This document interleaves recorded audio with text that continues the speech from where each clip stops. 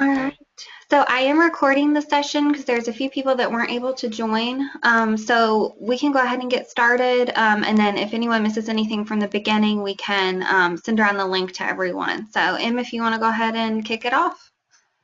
Alrighty, hi guys. I am Emily Pycutt. I'm the Advocacy Manager here at Fight CRC. I'm so excited to meet you guys at Call in Congress next week. Feel free to ask questions in between. This is going to be a super informal presentation, but since you guys will be at the NIH training the morning of our first time attendee orientation, I just wanted to make sure that you guys got this one-on-one chance to ask questions and kind of go through what to expect. So the first thing is just making sure that all of you know where we're staying. So we are at the Kellogg Conference Center and Hotel, and that's the address right there. It should also be in your training materials and the emails that I've sent you. But here it is again, just in case you need it. It is on the campus of Gallaudet University, and so that may seem a little bit strange when your cab driver takes you into a campus. But I promise that's where it is. It's super safe. There's lots of green space. It's a beautiful campus, and I think you guys will really enjoy it.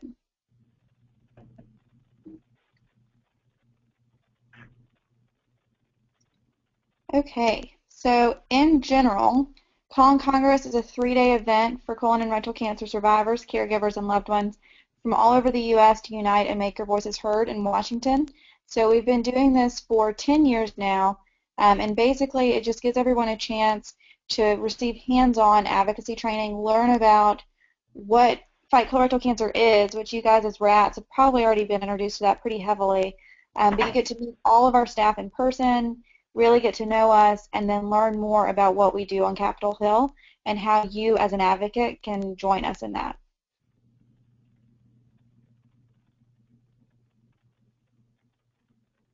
So an overview of day one, and Kevy, feel free to jump in if you want to get into more specifics about the NIH tour and that morning schedule.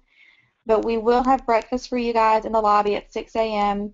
It'll be a grab and go type of breakfast, so if you guys are in a hurry, and we totally get that, and your breakfast will be in a format that you can take with you if you need to. The hotel shuttle will be leaving at 6:40, but I did put 6:30 on here just so you guys can kind of plan on being down there at 6:30 so that no one's running late and we can make sure to get you to the metro on time. Kevy, do you want to talk through that process really quickly? Sure. So what we're doing, we're all meeting, that morning downstairs in the lobby. You'll have breakfast available. The shuttle will leave at 6:40. It's only about a 10-minute shuttle ride to the metro stop, but we are going to take the metro to the NIH facility. That's going to be the fastest way for us to get there. It is a 40-minute shuttle ride. And I think if we were doing this in traffic, it would be at least an hour and a half. So that's certainly going to save us a lot of time. So we're going to arrive there shortly before 8, and we are all going to we're going to get off the metro. There's a shuttle that's going to be waiting for us, or we can walk. It's up to, everyone. I think we'll probably just jump on the shuttle. They have one available that runs from the metro to the NIH Clinical Center where we're touring. We're going to be there at 8, and we do have to go through a check-in process. So we go through security because it's a secure location. You have to bring your form of ID. Most everyone is flying into DC, so you can use the same ID you used to get through the airport. So driver's license, passport, that kind of thing. A driver's license or government-issued ID is fine.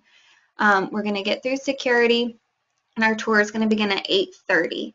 And so that tour, I'm really excited about who they've arranged to meet with us. We're going to get to see the clinics that they have. We're going to have a researcher come talk to us about what they're doing in immunotherapy at NIH. And we just get a chance to really see all the great work that they're doing there. And then we will finish up with the tour and hop back on the metro and be back in time for lunch. So Em's going to have all the lunches arranged for us. If we're running a few minutes late, we'll be able to just grab it and jump into the welcome session. Yep, so we'll have bag lunches pulled aside for you guys. And once you check in, you will get a Fight CRC bag for Calling Congress. It will be filled with lots of goodies. Your training manual, you'll get a t-shirt, just some fun things from us, but also some educational materials. So we'll kick off at noon, and then I'll kind of brief everyone on sort of the same thing I'm talking to you about right now, about really what advocacy is and what it means. And then there will be an interactive session for everyone to go around the room and share their stories. And then after that, the rest of the afternoon really focuses on research. So that's what you guys, I'm sure, are going to find most interesting out of the whole conference. We have a great lineup of speakers. And then that evening, we do have our mix and mingle, which is really just a fun little like cocktail hour type thing with appetizers and drinks, and then we'll have dinner at 7 o'clock that night. And that does remind me, for those of you who are there on Sunday, Sunday night we will have a welcome hour on the second floor at the Break Lounge at 7 p.m.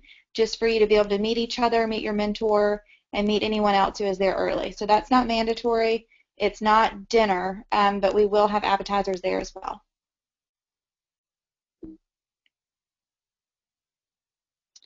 And then day 2, we do start at 8 a.m. and then the whole day on day 2 will really focus on learning about our legislative asks and how Capitol Hill works, and then we spend the afternoon practicing in your mentor groups.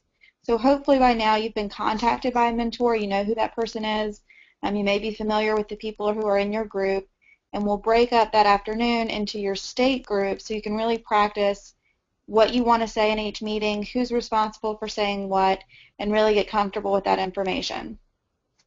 Tuesday night, we do not have an organized dinner for you. However, our Grassroots Action Committee is planning a get-together at a nearby kind of a food court. It's called Union Station. And so that's totally optional. It's up to you what you want to do for dinner that night, but that is an option. Okay, so what to expect at Call on Congress. Mostly the best thing that everyone takes away from this is the relationships that you build. So you're going to meet lots of other survivors, caregivers, and loved ones. We have about 115 people registered, not including staff or speakers. So hopefully you'll meet people that you can, really bond with while you're there. And we also have about 20 junior advocates. So we'll have people of all ages, and it'll just be really exciting. You'll also learn how to use your personal story to advocate for change on Capitol Hill. I have always found it super exciting to see people come with no advocacy experience, which is great. I would say most people who are there for the first time don't have any advocacy experience, and they go from being nervous and shy to being able to really own their story and share it with people on the Hill to really advocate for change. So that's really a cool thing that you take away from Call on Congress. And then lastly, we will talk about other ways you can get involved with Fight CRC. I've got a link here to a video from last year's Call on Congress that will kind of show you what it actually looks like. Can you see my screen now? Oops. Sorry. Yeah. Kevin, can you see the video? I can. Yes? Yeah. Okay, so I'm going to play this for you guys. It's about 5 minutes long.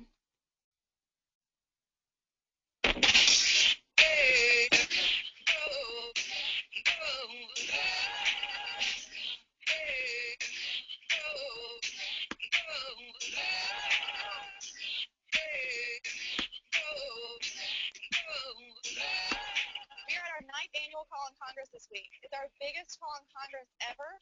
We had over 100 advocates register. We have over 30 states represented, and we have 118 Congressional Hill meetings today.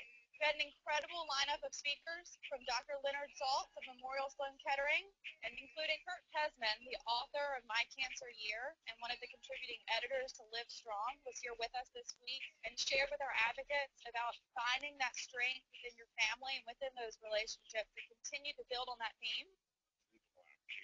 Fight CRC and the Poland Club totally changed my life, and what I needed to emotionally get over what I was going through.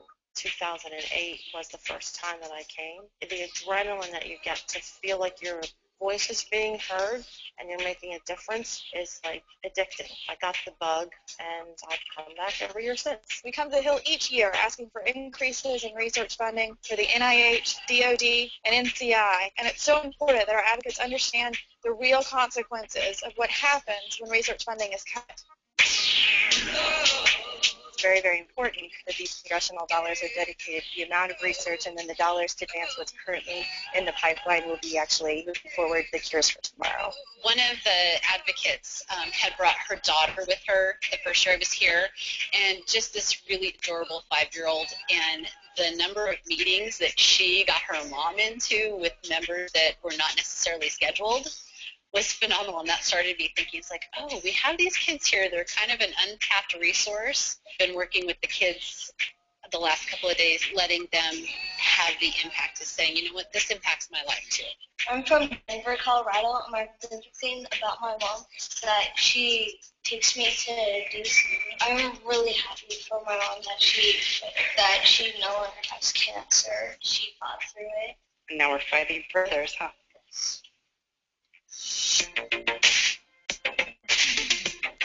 Day 2 focused on grassroots advocacy. Our advocates learned all the tools they need, not only to advocate on the Hill today, but to continue advocating once they return home. This morning we're on the Hill. About 40% of our registered attendees were here for the very first time. We are 1 million strong. A lot of them had never met anyone else who had been touched by colorectal cancer in the way that they have been. And it's been a great opportunity for them to meet other people and fuel that passion for advocacy. Once they have built those relationships with each other, they get to come here to Capitol Hill and begin building relationships with their members of Congress. Be an advocate! There are 1 million colorectal cancer patients in the United States today, but there are over 1 million family members that are equally impacted by colorectal cancer. This is an important national issue that we defeat, and we defeat soon, before we lose any more individuals to this disease. After we took our breezy Hill picture, we got to head to a Hill briefing where we had 4 members of Congress come and speak, and we had many speakers from the colorectal cancer community, including Mary Dorshay from the National Colorectal Cancer Roundtable, and Dr. Bull Penry, who's with the ACG. In addition to the members of Congress we had present at the Hill briefing today, we also had the Lieutenant Governor of Wisconsin with us, who is a colorectal cancer survivor. This August, I will mark 5 years cancer free. You are the survivors, you are the fighters, you are the friends. It's been an excellent opportunity for us as an entire group, as an entire community, to get to know each other and continue to push forward for movements that we're all working on, like 80% by 2018. It's going to be a great day, and then tonight everyone gets to let their hair down, take their high heels off, and have a great time at our celebration dinner.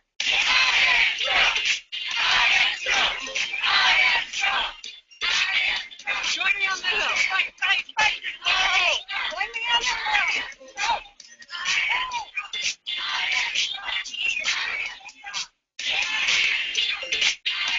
1 million strong, baby. This has been a very exciting celebration here on the Hill, and really driving home to all our members of Congress that we want to defeat colorectal cancer.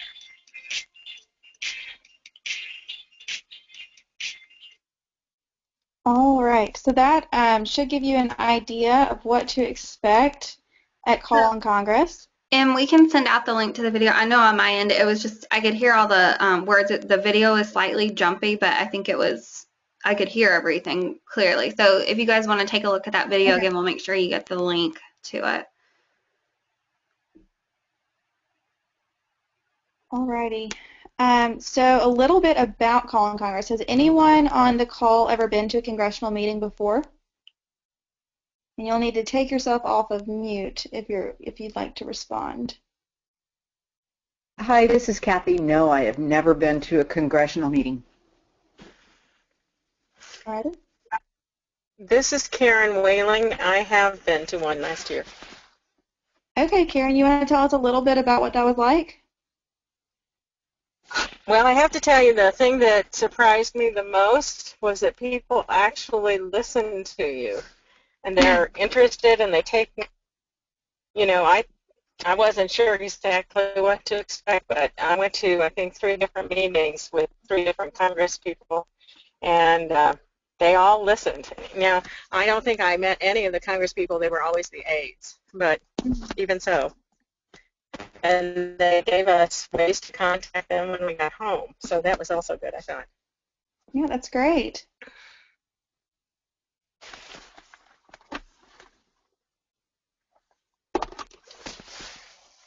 Okay, well, we will have folks who haven't, but I think that was great, Karen, to hear your perspective, and that is something, two things there. A lot of people say how surprised they are that the people they meet with are so engaged. I know my first congressional meeting, the staff members that we met with were asking all kinds of questions about the signs and symptoms, and it turned out that one of the staff members' brothers had been having those symptoms.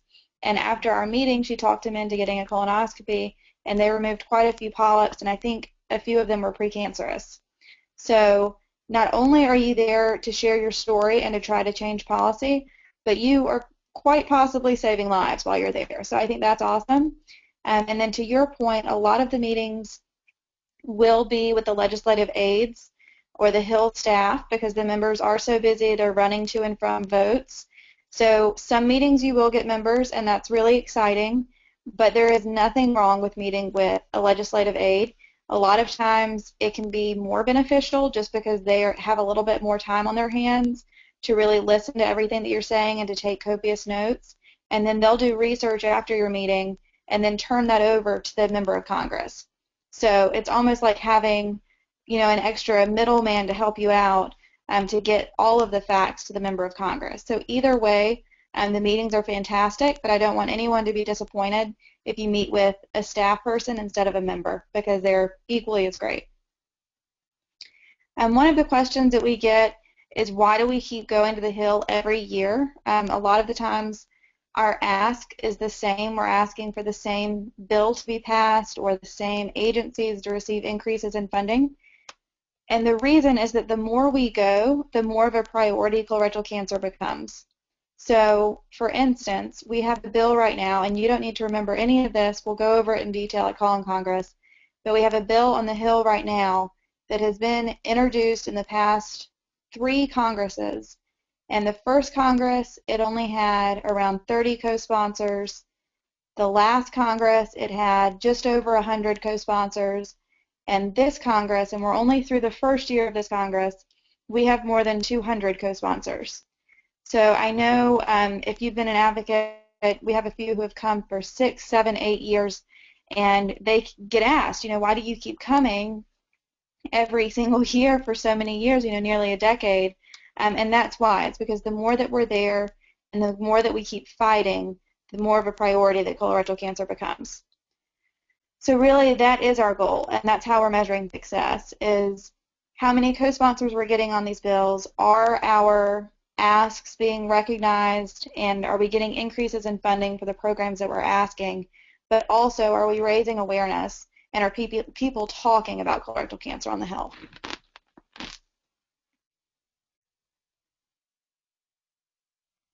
Okay. So this is the basics of how Capitol Hill works. You will get a training manual at ConC Congress that will have a map of Capitol Hill, a map of the metro system, and those types of things. So as far as like concretely how to get around Capitol Hill and how it works on that end, we'll go over in detail at ConC Congress. But in general, sometimes people get frustrated because we've been trying to get the same bill passed for a while. And so just so you guys know, on average, it takes the bill 7 years to become a law. So that's a really long time. That's 3.5 Congresses. And it's just something that takes a lot of work, and that's why we have to keep doing it year after year. I saw, did someone send a chat? Yes. Yes, that's a great question, Winora. So Winora asked, does it make a difference this year that Vice President Biden was nominated to help with the cancer research, which some of you guys may know as the Moonshot Initiative? And yes, that was awesome. So with the Moonshot Initiative, and we're going to talk about that in detail at ConC Congress, so I'll just kind of glaze over that right now. But basically, Vice President Biden said, I'm making cancer research a priority. and he is doing a great job with that. We are giving input about where research money is needed and why. So it does help, but we still have to be very specific as far as colorectal cancer is concerned. But definitely that's raising awareness about the need for research money. I'm sure most of you guys remember what you learned in like 7th grade government class about the difference between the Senate and the House and how many members of Congress you have. But just as an overview, the Senate are your senators from your state. They recognize, or they represent the entire state. So you have 2 senators, and then the House of Representatives are representing districts in your state. So you have 1 representative and 2 senators. And you'll know who those people are based on the schedule that we'll give you. Feel free to look it up ahead of time. On our website, you can type in your zip code and find out who your members of Congress are. You don't have to do that by any means, but if you're curious, you can. But we will let you know at Call on Congress who your members of Congress are. And then as far as getting around Capitol Hill, if you've never been to DC before, it is very large, but there are shortcuts, and we'll talk about that on day 2 of training. But essentially, the Capitol building is right in the middle, and then the Senate is on one side and the House is on the other side. And so based on your schedule, you may have to cross back and forth a couple of times throughout the day, but it is all within walking distance.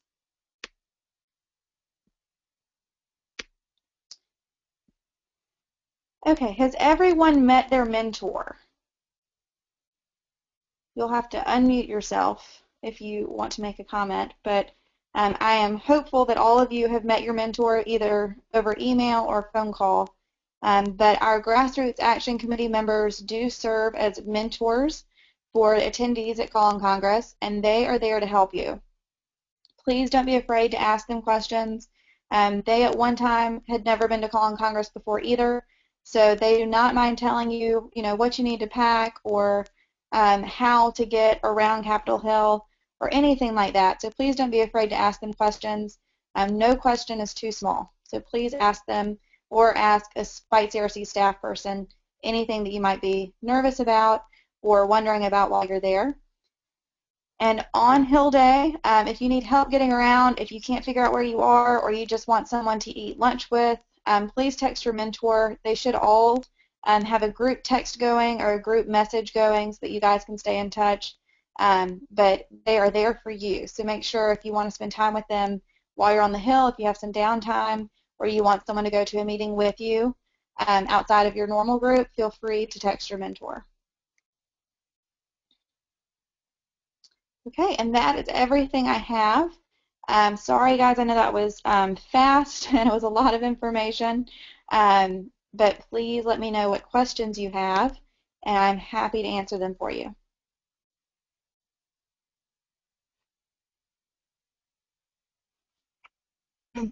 No questions. Great job, though. Thank you. So, Emily, what are you wearing to the meetings on the Hill? Okay, so for the meetings on the Hill, you will be given a t-shirt to wear. It is a blue t-shirt, and we encourage business dress that day. However, since it is so much walking, tennis shoes are fine. If you have a pair of dress pants that look okay with your tennis shoes, that is just fine. So most people will wear a blazer with pants or skirt, and then either dress shoes or tennis shoes. But if you need to wear jeans for whatever reason, that is not frowned upon. So you'll have your shirt, and if you have a blazer looks nice.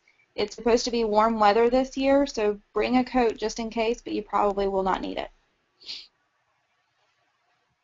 So I'm going to send out a message to all the research advocates about the specific details that we went over for the NIH tour. So you'll see that information come out again about specifically what times we're meeting. Everyone will have my cell phone.